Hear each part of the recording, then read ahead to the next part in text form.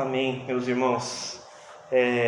Eu peço que os irmãos, por gentileza, abram a palavra de Deus em Apocalipse, capítulo 2. Apocalipse, capítulo 2. Nós vamos ler hoje os versículos 2 ao 17. Nós vamos dar sequência na série de sermões sobre as cartas das 7 igrejas da Ásia que estão em Apocalipse. Apocalipse, capítulo 2, versículos 12 ao 17. Hoje nós não teremos a salinha, por conta que hoje é culto de Santa Ceia, então todos permanecem no templo no primeiro domingo do mês. Então, irmãos, nós vamos seguir com essa série das cartas das 7 igrejas. E na semana passada a gente trouxe uma reflexão sobre a segunda carta, a carta à igreja de Esmirna. E hoje a gente vai continuar fazendo a leitura da terceira carta, que foi destinada à igreja de Pérgamo. Ok? Então, novamente repetindo, a referência ali, Apocalipse, capítulo 2, os versículos 12 ao 17. Ok? Vamos lá, diz assim, portanto, a palavra de Deus. E ao anjo da igreja que está em Pérgamo, escreve: Isto diz aquele que tem a espada aguda de 2 fios. Eu sei as tuas obras e onde habitas, que é onde está o trono de Satanás. E retens o meu nome, e não negaste a minha fé, ainda nos dias de Antipas, minha fiel testemunha, o qual foi morto entre vós, onde Satanás habita. Verso 14. Mas umas poucas coisas tenho contra ti, porque tens lá os que seguem a doutrina de Balaão, o qual ensinava Balaque a lançar tropeços diante dos filhos de Israel, para que comessem dos sacrifícios da idolatria e se prostituíssem. Assim, tens também os que seguem a doutrina dos nicolaítas, o que eu aborreço. Verso 16. Arrepende-te, pois, quando não, em breve virei a ti e contra eles batalharei com a espada da minha boca. Quem tem ouvidos, ouça o que o Espírito diz às igrejas. Ao que vencer, darei eu a comer do maná escondido, e dar-lhe-ei uma pedra branca, e na pedra um novo nome escrito, o qual ninguém conhece, senão aquele que o recebe. Amém. Vamos orar mais uma vez. Senhor, nós te agradecemos, Pai, pela Tua palavra que está aqui diante de nós, e nós clamamos em nome de Jesus nesta hora que o Senhor nos ajude a compreendê-la. Nós cremos e vemos, Pai, que o Senhor tem nos ensinado tanto através desta série, e glorificamos ao Senhor por isso, Pai, porque o Senhor tem falado conosco. E faz assim novamente hoje, Deus, através desta carta à igreja de Pérgamo. Nós entendemos que não é uma carta apenas para essa igreja aqui no texto, mas ela é para mim e para os meus irmãos nesta manhã. Então nos ajuda a entender o que o Senhor quer nos dizer e me ajuda, Pai, a comunicar esta palavra de uma forma que te glorifique, Pai. Eu preciso do Senhor, eu sou completamente dependente de Ti. Que o Senhor me ajude e me capacite, em nome de Jesus. Amém e amém. Coloca lá para mim, Gá, por favor. Fundo.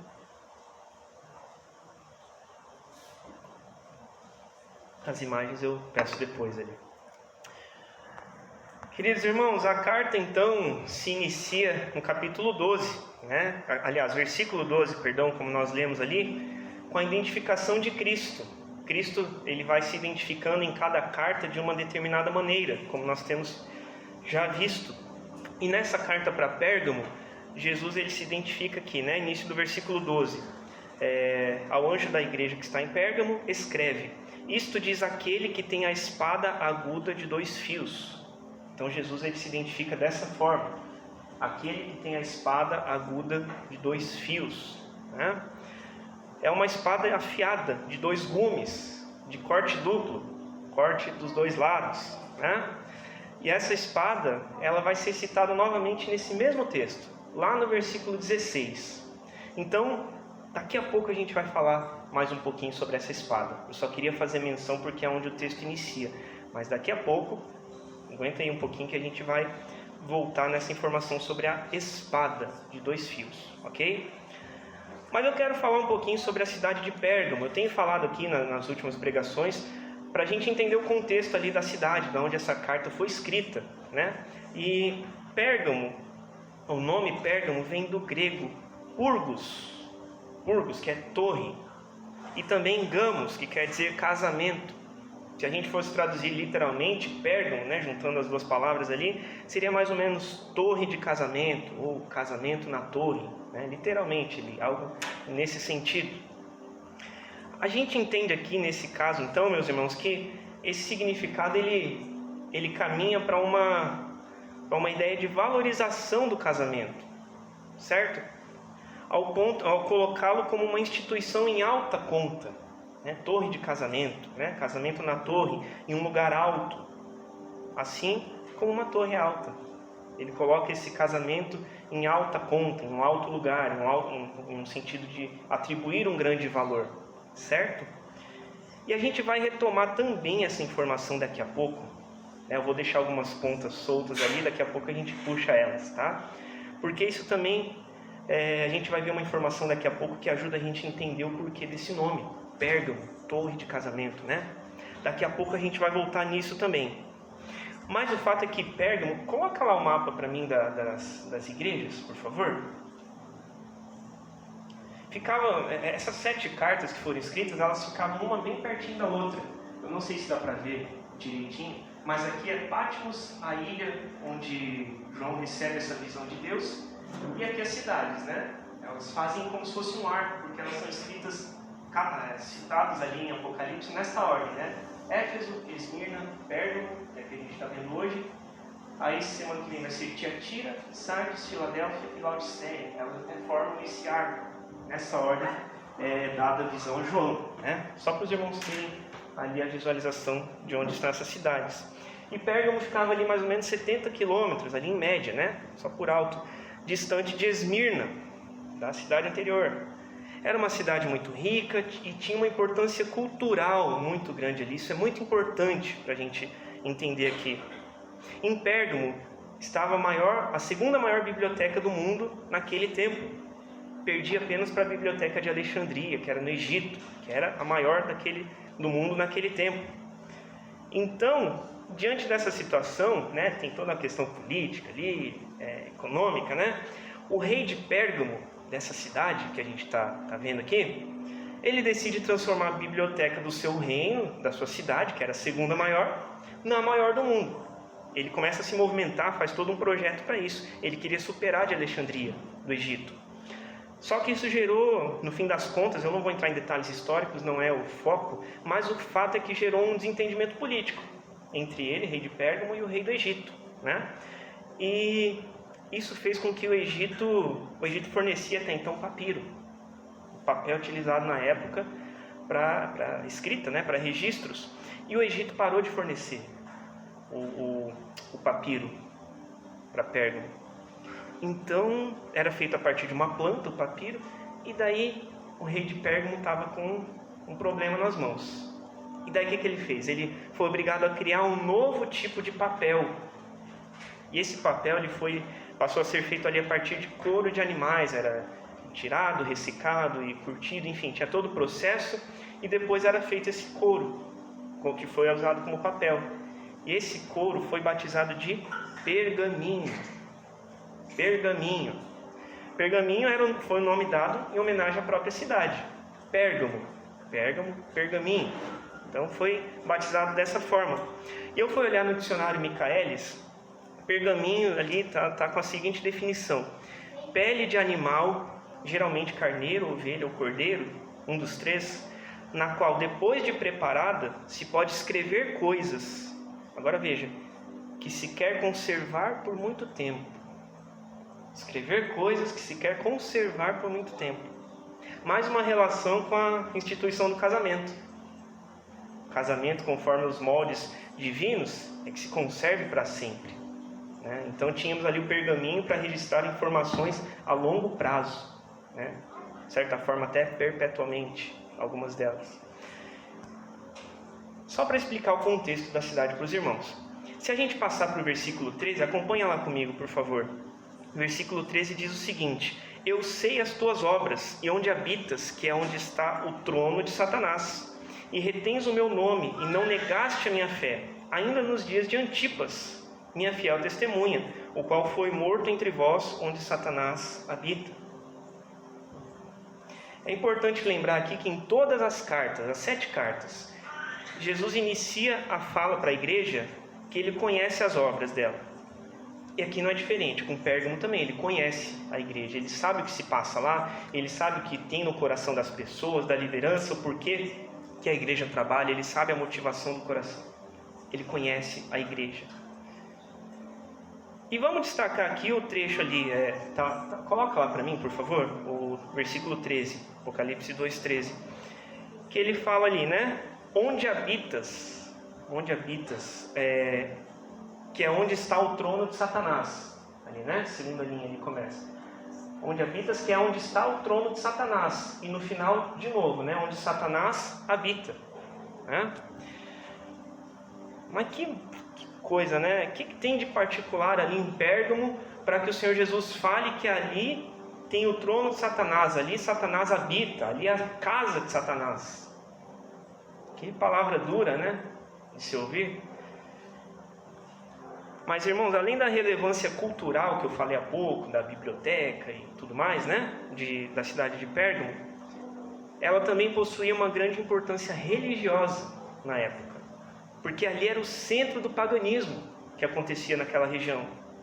Ali reinava o politeísmo, adoração a vários deuses. O irmão estava falando agora há pouco, dando o exemplo dos egípcios, né? Enfim, é um outro local, mas a ideia é a mesma, vários deuses, um para cada coisa, né? E ali os mais importantes deuses eram influenciados ali pela cultura grega. Eram Zeus, que era o pai de todos os deuses gregos, né? Tinha outro também, o segundo dos 3 que eu quero citar, Esculápio. Coloca a foto lá para mim, tá com o nome ali, Esculápio. Esculápio era o deus da cura. Deus da cura, e o símbolo dele era uma serpente. Então eles rezavam para esse deus, né, faziam suas oferendas ali, enfim, quando eles queriam algum tipo de cura. E depois ele vem se tornar o símbolo da medicina, a serpente, né? Ali, a outra do Esculápio mesmo, por favor. Aqui, ó. Porque ele segura como se fosse um cajado ali, mas é uma serpente ali, retorcida, né? Era o símbolo desse deus da cura, Esculápio. Agora coloca outra que você pôs ali, por favor. Isso.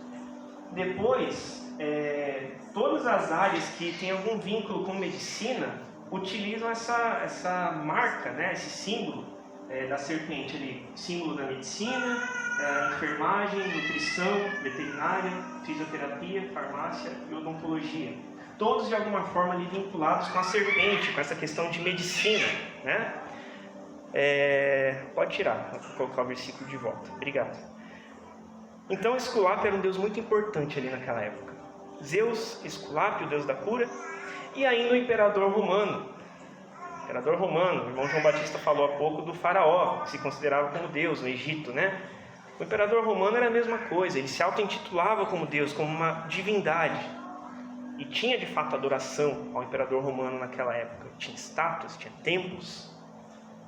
E por isso a igreja era perseguida, porque não se submetia a isso. E toda essa realidade, por que eu estou explicando tudo isso?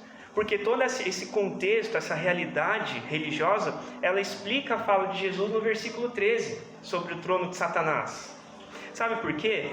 Porque o que ele está dizendo aqui, portanto, é que o trono de Satanás, que estava em Pérgamo, a casa de Satanás, era o sistema religioso daquela época.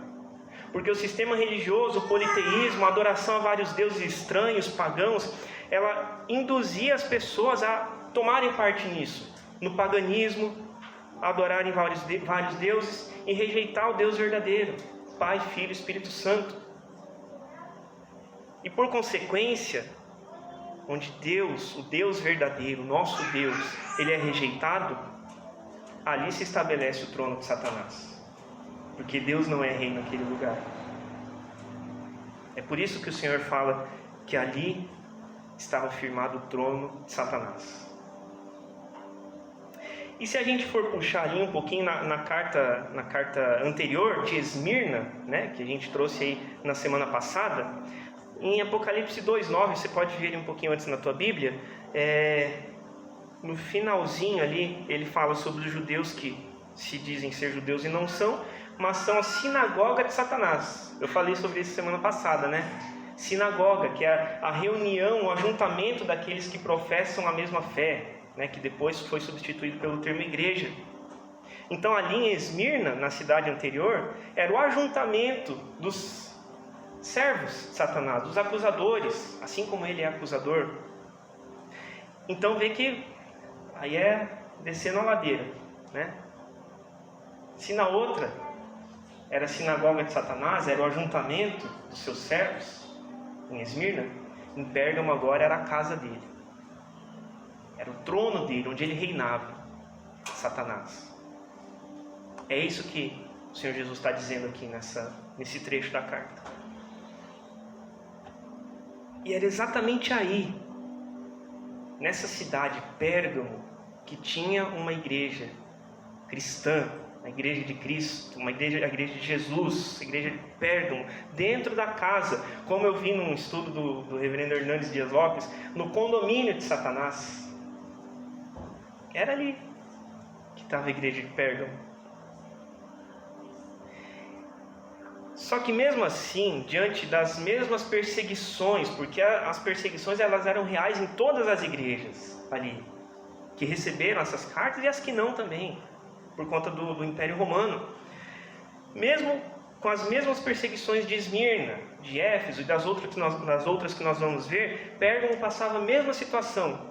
Mas ainda assim, Jesus fala no versículo 13 ainda sobre essa igreja: retens o meu nome, ali, né? Coloca no 13 para mim, por favor. Apocalipse 2:13, retens o meu nome e não negaste a minha fé, ali no meio, né? Terceira linha. Retens o meu nome e não negaste a minha fé. Mesmo em meio às circunstâncias, mesmo em meio às tribulações, às perseguições, às acusações, Pérgamo não rejeitou a fé.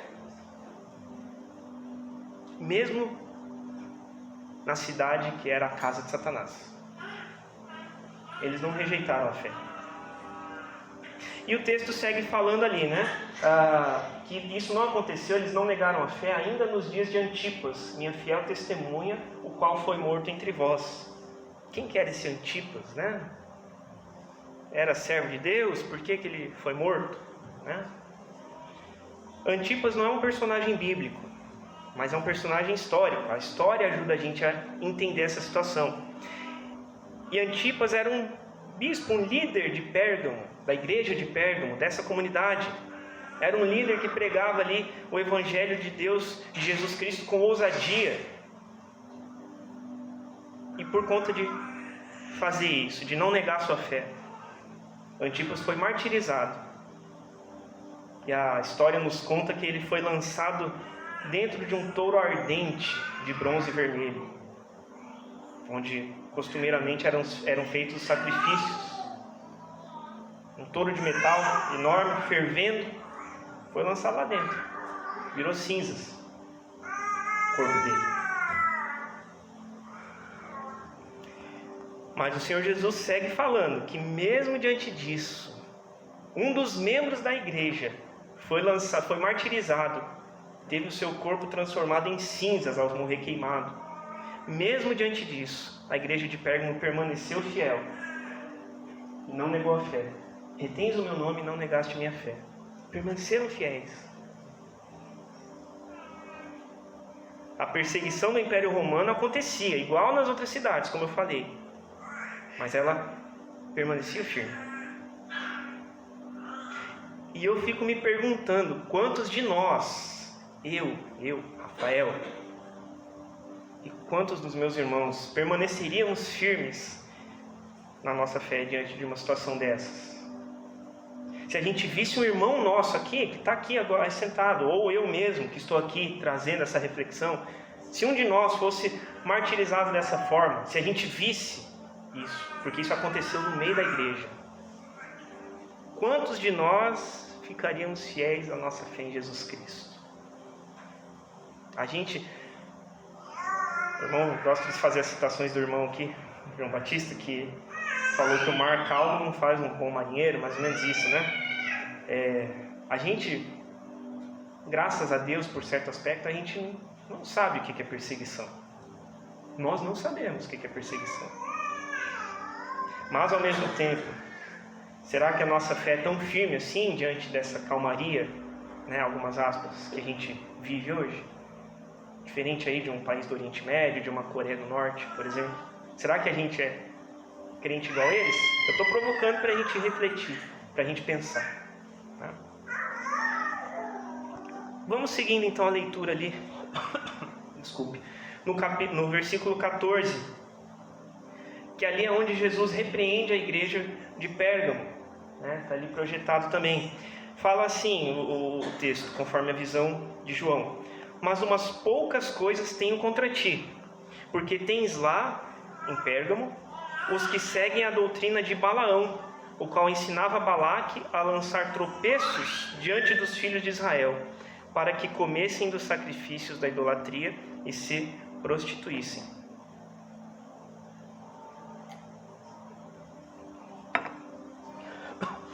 Então, se como nós vimos aqui até agora, se mesmo diante da perseguição, da morte terrível de um dos seus membros, a igreja de Pérgamo permanecia de pé, permanecia firme, continuava fiel, como que essa igreja poderia ser destruída? Se com a violência não estava funcionando, o líder, um dos líderes da igreja foi martirizado na frente de todo mundo e os caras continuavam fiéis a Jesus Cristo. O que precisava fazer para destruir essa igreja? E é aí que Satanás, lembrando que ele estava na sua casa, né, conforme o texto nos fala, Satanás ele muda a sua estratégia. Porque se ele então não consegue acabar com a igreja por causa da violência, através da violência, melhor dizendo, ele passa a tentar fazer isso pela sedução do pecado. E a gente vê isso nesse versículo 14 através do exemplo de Balaão. E rapidamente passando por essa história, para a gente compreender um pouquinho melhor, a história desse profeta, Balaão, está lá em Números, capítulo 22 ao 24. Depois você pode ler na sua casa, com mais calma. Mas, versão resumida, né? Basicamente, Balaão ele foi contratado por um rei, o rei de Moabe, né? Rei Balaque. Ele foi contratado para amaldiçoar o povo de Israel. Ele chega lá, vem cá que eu preciso que esse povo está se desenvolvendo demais, eles estão eliminando todos os inimigos dele, então eu preciso que você vá lá e amaldiçoe eles. Foi isso que o rei Balaque falou para o profeta Balaão. E Balaque, ele de fato temia o povo israelita, por isso que ele tomou essa atitude. E no primeiro momento Balaão ele recusa essa oferta, só que o rei fica insistindo, ele dá uma forçada de barra ali, insiste um pouco e Balaão acaba cedendo e ele vai fazer esse serviço, né? Para o qual ele foi contratado. Só que quando ele chega lá, ele, ao invés de amaldiçoar, ele proclama 3 profecias e em todas elas ele abençoa Israel, em vez de amaldiçoar, conforme o que ele havia combinado com o rei. Ele não consegue amaldiçoar, ele abençoa, não cumpriu o combinado, né? Só que isso aí, esquecendo um pouquinho o fato dele ter abençoado e não ter amaldiçoado, já começou errado. Já começou errado porque mesmo Balaão não tendo amaldiçoado o povo, não se escandalizem com o que eu vou falar, por favor, mas ele prostituiu o seu dom. Ele prostituiu o seu dom de profecia, que era profeta, quando ele aceitou fazer esse serviço por dinheiro. É isso que aconteceu aqui. Nada mais do que isso. Prostituiu o dom que Deus deu para ele, da profecia, por dinheiro, por riquezas. E a história dele, como eu falei, vai nos capítulos 22 ao 24 de Números. Mas os irmãos não precisam abrir, eu quero ler rapidamente aqui. no livro de Números. Deixa eu abrir aqui só um instante. Números no capítulo 25, logo depois que se encerra a participação dele ali na história. Números 25, capítulo 25, versículos 1 e 2. Fala assim: E Israel deteve-se em Sitim, e o povo começou a prostituir-se com as filhas dos moabitas. Estas convidaram o povo aos sacrifícios dos seus deuses. E o povo comeu e se inclinou aos seus deuses. Resultado. E depois em Números ainda 31, livro de Números, capítulo 31, verso 16, nos conta assim, esse texto: Eis que estas foram dadas, as que, por conselho de Balaão, deram ocasião aos filhos de Israel de prevaricar contra o Senhor, no negócio de Peor, pelo que houve aquela praga entre a congregação do Senhor. Então aqui vamos trazer para o nosso vocabulário, né, para a nossa compreensão. Ele está falando aqui mais ou menos, Balaão falando para o rei Balaque, mais ou menos assim: olha aqui, o rei Balaque, você não vai conseguir derrotar o povo com seu exército. Israel está se tornando muito poderosa. Você não vai conseguir. Então sabe o que você faz, rei? Você mistura o seu povo de Moabe com os israelitas. Dê as suas donzelas para se deitarem e casarem com eles. Torne-se um só povo. Aí sim, você vai poder se infiltrar entre eles e derrotá-los. Era mais ou menos isso que ele recomendou aqui. Foi por conselho de Balaão que isso aqui aconteceu, que o povo se prostituiu, que o povo se alimentou dos alimentos oferecidos aos deuses pagãos. E é por isso, meus irmãos, que Jesus utiliza aqui nessa carta, nessa visão que ele entrega para João, direcionar a igreja de Pérgamo, é por isso que ele usa esse exemplo, para denunciar o que estava acontecendo na igreja de Pérgamo.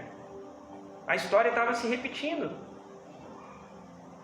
Dentro da igreja, não era necessariamente na cidade que ele está se referindo, mas dentro da igreja de Pérgamo, alguns estavam pregando falsas doutrinas.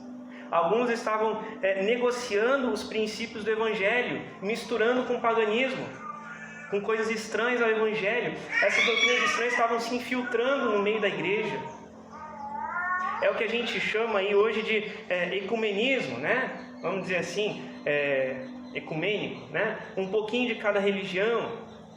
Pega um pouquinho daqui, um pouquinho dali, mais um pouquinho daquele outro, bate tudo no liquidificador e toma.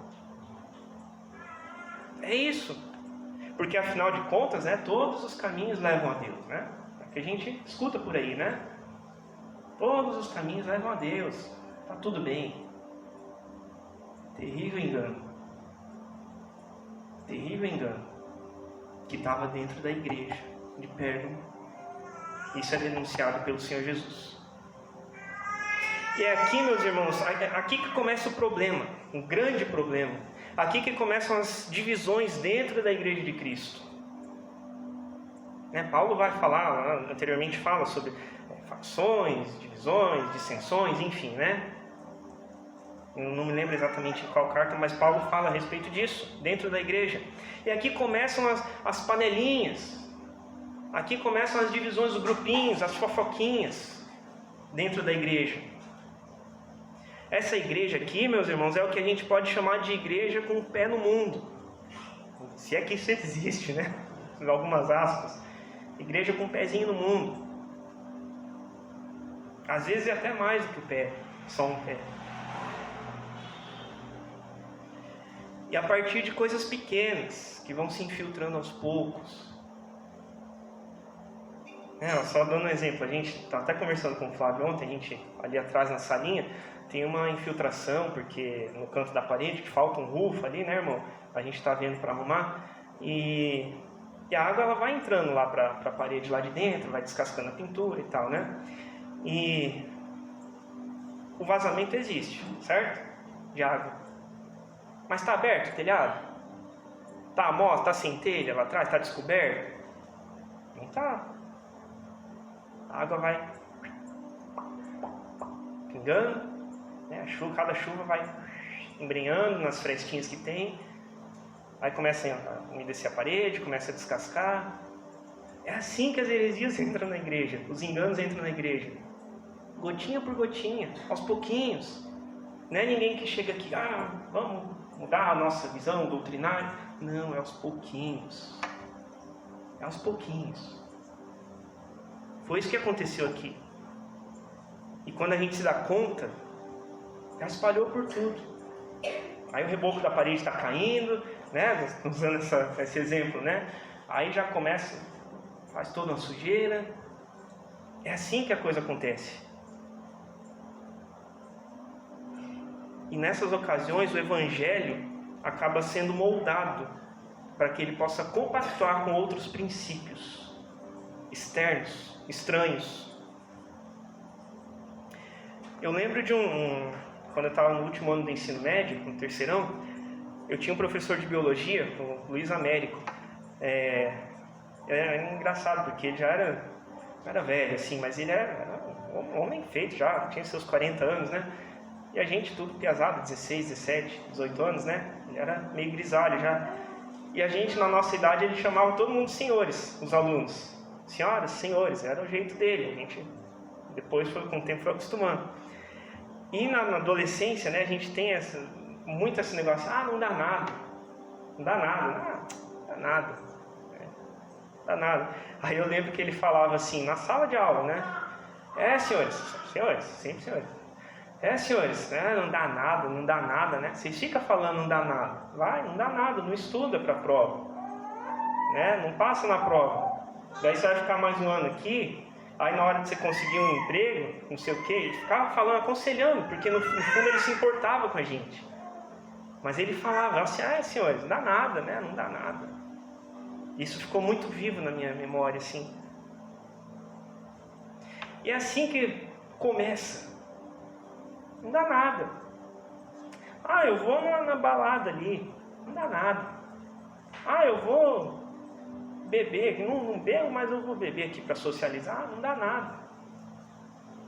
Eu vou dar uma olhada ali para a colega do trabalho. Não dá nada. Aí depois da olhada, eu vou me encontrar com ela. Não dá nada. Aí quando vê, eu vou adulterar. Não dá nada. Vai subindo. Eu vou pegar um troquinho de 10 centavos que eu recebia mais, não dá nada. Vou pegar o troco de 5 reais que eu recebia mais, não dá nada. Fui na casa de alguém e vi lá, por acaso, 50 em cima da estante, a pessoa esqueceu, não dá nada. Não dá nada. É assim que começa. As pequenas coisas. Os irmãos se lembram que no início eu falei sobre o significado do nome da cidade? Pérgamo, né? Torre de casamento, né? Casamento na torre, né? Se a gente traduzir literalmente, né? Ao pé da letra. Então, como eu falei, ele dá a ideia de que casamento é algo importante, algo que está em alta conta, assim como uma torre, né? Ele faz essa alusão. Só que olha, pensa aqui comigo. Que curioso que numa cidade com esse nome, torre de casamento, casamento na torre, num lugar exaltado, né?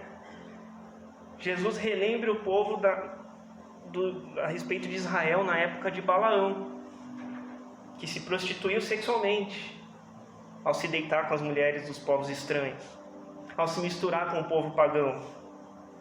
E o recado, portanto, para a igreja de Pérgamo é que ela era sim, apesar de ter ali, ela retém o nome, ela não negou a fé, mas ela tinha sim a infidelidade em relação a Deus. Era uma igreja infiel, porque ela estava se prostituindo ao se misturar com doutrinas estranhas. Jesus está alertando a sua noiva, a igreja de Pérgamo, a noiva, a sua noiva, de que ela está sendo infiel, de que ela está se envolvendo com elementos externos, que estão fora do seu relacionamento. É isso que Jesus está fazendo aqui nessa carta para essa igreja. Vamos observando ali no versículo 15, acompanha ali comigo, por favor.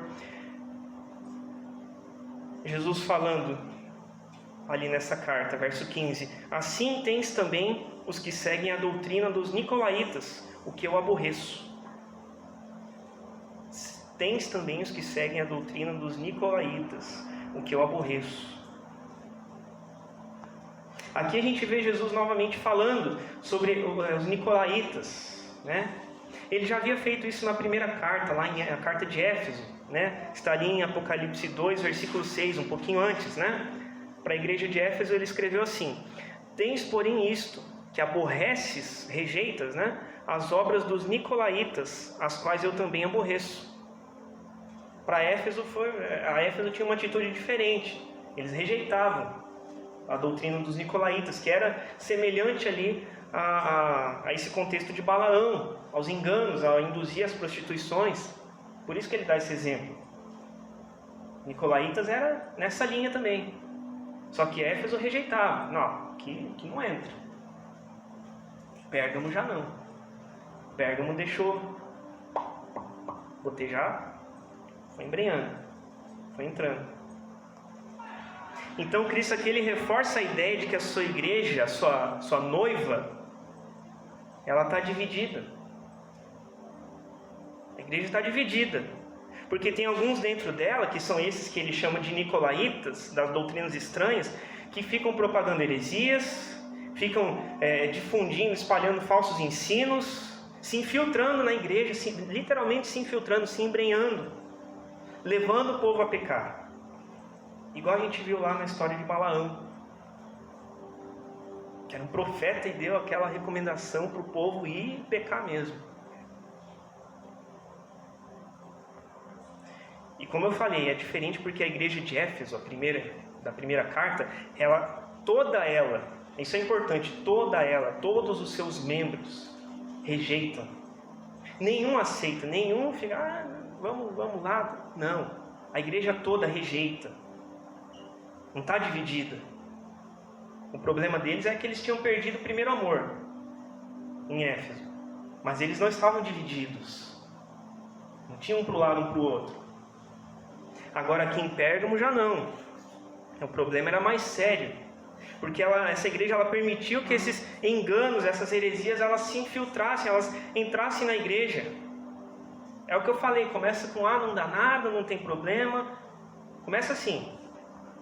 E no versículo 16, na chamada que Jesus faz ao arrependimento, ele fala o seguinte: arrepende-te, pois. Arrepende-te, pois. Ele direciona para a igreja inteira. Arrepende-te, pois.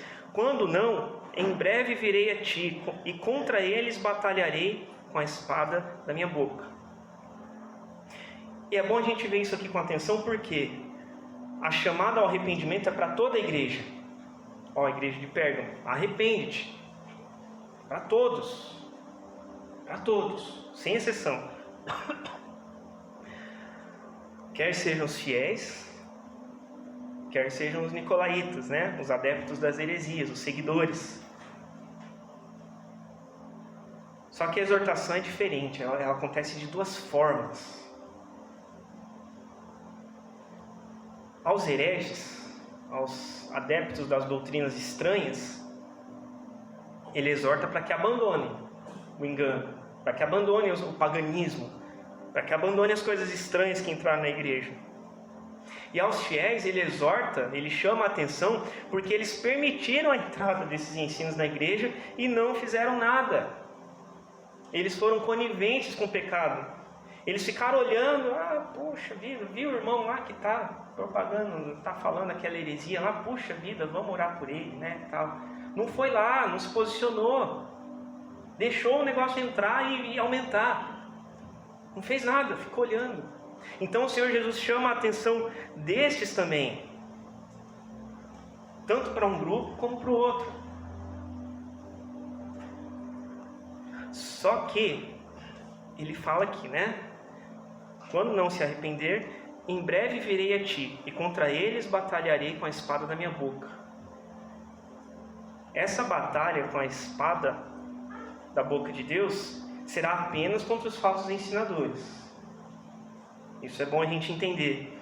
Não vai ser contra os crentes fiéis, porque de fato eles tinham aqueles que eram fiéis e não retiveram o nome de Jesus e não negaram a fé. A igreja de Pérgamo tinha estes. Mas a batalha de Jesus com a espada da sua boca era contra os falsos ensinos, os falsos ensinadores, os hereges. E o que significa isso? Batalharei com a espada da minha boca, de 2 fios. Para responder, a gente vai voltar, na questão da espada que eu falei no começo, Do nome da cidade eu já falei, Agora a gente vai falar da espada. E para responder isso, eu peço que você acompanhe ali comigo. Abra na sua Bíblia, por favor, Hebreus capítulo 4, versículo 12. Nós já estamos nos encaminhando próximos de concluir essa breve reflexão. Hebreus capítulo 4, verso 12, nos diz o seguinte, a palavra de Deus: porque a palavra de Deus é viva e eficaz, e mais penetrante do que qualquer espada de 2 gumes, e penetra até a divisão da alma e do espírito e das juntas e medulas, e é apta para discernir os pensamentos e intenções do coração. A palavra de Deus é tal qual essa espada, afiada de 2 gumes, de 2 cortes, de 2 fios, 2 lâminas. E também ali, se você puder acompanhar comigo ali rapidamente, em Mateus capítulo 4, verso 4, por ocasião da tentação que Jesus estava passando, Mateus 4, versículo 4, vimos que a palavra de Deus é viva e eficaz, mais do que qualquer espada de 2 gumes. E ali em Mateus capítulo 4, verso 4, o Senhor Jesus responde a Satanás, o tentador, que está escrito: nem só de pão viverá o homem, mas de toda a palavra que sai da boca de Deus. Sai da boca, a palavra sai da boca, assim como a espada de 2 gumes sai da boca, ali em Apocalipse. E por fim, se puder, acompanhe comigo, por favor, ali em João capítulo 1. Citei na semana passada esse texto, eu não consigo muito fugir dele, porque esse texto é muito especial para mim, a respeito do verbo. Em João 1, capítulo 1, verso 1 e 14, no verso 1 ele fala assim: no princípio era o verbo, e o verbo estava com Deus, e o verbo era Deus. Aqui o verbo é Jesus, a palavra, o verbo. E no versículo 14 ele fala: o verbo se fez carne e habitou entre nós, e vimos a sua glória, como a glória do unigênito do Pai, cheio de graça e de verdade. Então aqui o que é essa espada aguda de 2 fios, de 2 lâminas que sai da boca de Jesus? É a própria palavra da boca de Deus. A própria palavra, é o próprio verbo, é o próprio Jesus falando acerca dele mesmo. Quando a gente lê então em Apocalipse lá 2,16: arrepende-te, pois quando não, em breve virei a ti, e contra eles, contra os falsos ensinadores, batalharei com a espada da minha boca. Batalharei contra eles com a minha própria palavra, que é o verbo vivo, que é a verdade. A tua palavra é a verdade, fala lá em João 14, santificai-vos, pois na verdade, a tua palavra é a verdade. As próprias palavras de Jesus vão condenar as ações, os falsos ensinos da igreja de Pérgamo. As próprias palavras de Jesus vão trazer juízo sobre essa igreja em caso de não arrependimento.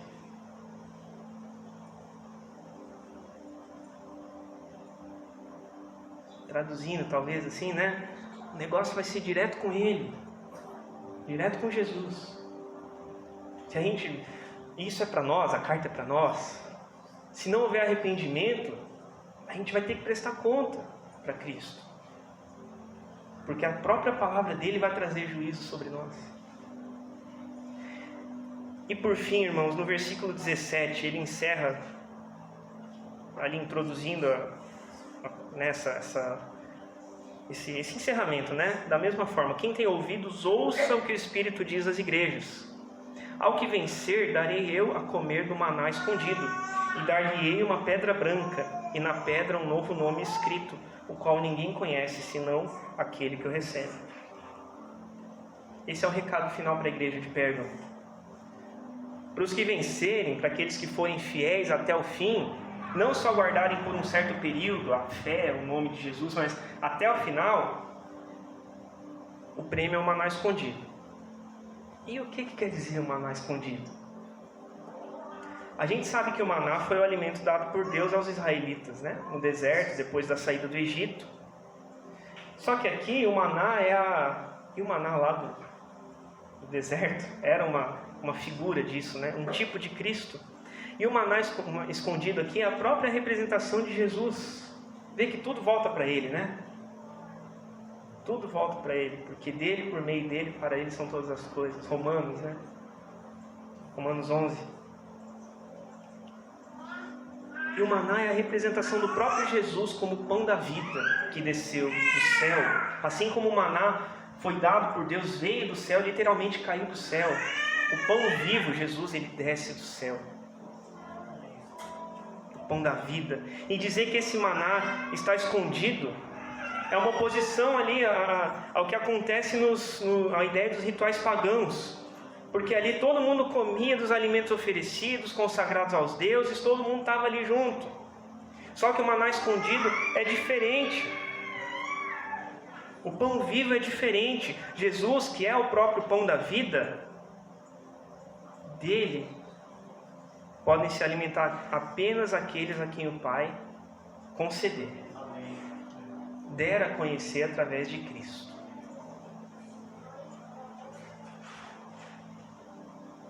E ainda tem outro prêmio que ele fala no finalzinho ali para o vencedor, uma pedra branca com um novo nome escrito, o qual ninguém conhece senão aquele que o recebe. Tem algumas versões para essa questão, essa explicação, né?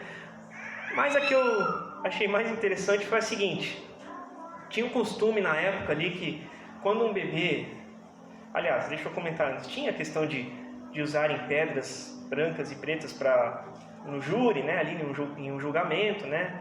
Pedras brancas para absolvição, pedras pretas para condenação, enfim, tinha várias versões.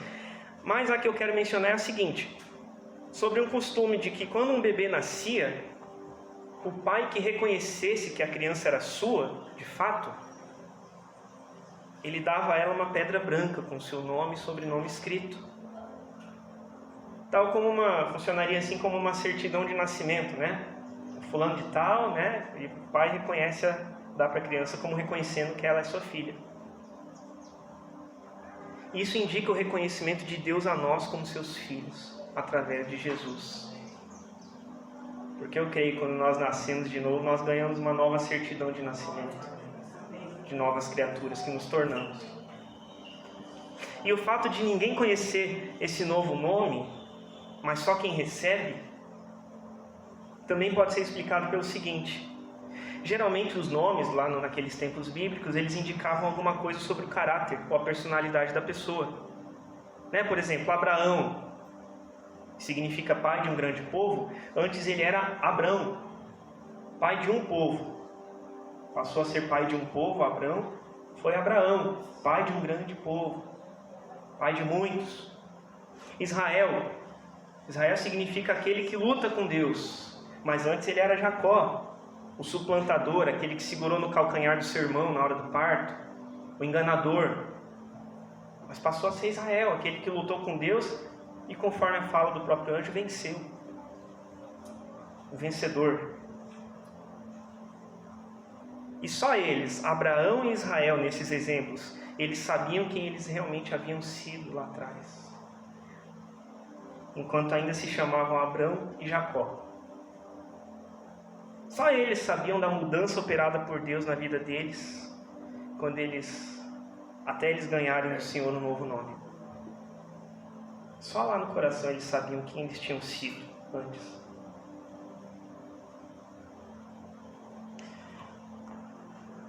Irmãos, peço que você abaixe a tua cabeça, feche os teus olhos, por favor. Eu quero lembrar aqui que as cartas para as 7 igrejas da Ásia, em Apocalipse, nessa série que nós estamos estudando, elas são para nós hoje, para IPI Ebenezer, para mim e para você. E de qual forma essa carta serve para nós hoje? Porque todas elas de alguma forma se enquadram na nossa situação, de alguma forma. E essa de hoje, na igreja de Pérgamo, como se enquadra, como serve para nós hoje? Será que em meio, relembrando ali o que a gente viu, em meio às circunstâncias e ao meio onde nós estamos, será que a gente tem sido fiel ao Senhor? Será que a gente está conservando a nossa fé? Ou será que a gente está se alimentando de falsos ensinos, deixando que eles vão se infiltrando, que os hábitos penetrem no nosso coração aos pouquinhos? Não dá nada, né? Não dá nada. Ou se a gente ainda está firme na fé, mas a gente, assim como aqueles crentes fiéis que ficaram olhando, sem fazer nada, a gente vê o nosso irmão se deixando levar por enganos, por situações e não faz nada, não se posiciona para ajudar o irmão. Será que a gente tem caído nos enganos do mundo? Nos enganos dos nicolaítas dos nossos tempos? Imoralidade, fofocas, trapaças? Será que a gente tem afirmado realmente isso? Não dá nada, não tem problema, está tudo bem, diante desses falsos ensinos? Será que diante dos chamados de Deus a gente tem se arrependido daquilo que nós fazemos, da forma como agimos, que é contrário à vontade de Deus? No que a gente precisa mudar? Quem que a gente precisa se tornar? Que novo nome a gente precisa receber? E esses são apenas alguns dos questionamentos que esse texto nos traz hoje. E tendo tudo isso em mente, eu peço que você permaneça da forma como está, e eu quero orar nesta hora em nome de Jesus. Pai, nós te agradecemos porque cremos que tanto o Senhor tem nos ensinado. Esses textos, a Tua palavra como um todo, ela é tão rica, Senhor. E é esses trechos que nós estamos estudando, tanto o Senhor tem falado conosco, com a minha vida, eu posso dizer, Senhor. E eu tenho certeza que com os meus irmãos também. Que o Senhor nos ajude a entender, Pai, através dessa carta, qual aspecto que se enquadra em nós, Senhor. Qual engano nós estamos seguindo, qual atitude que nós estamos tendo, praticando, que precisa ser mudada, Senhor.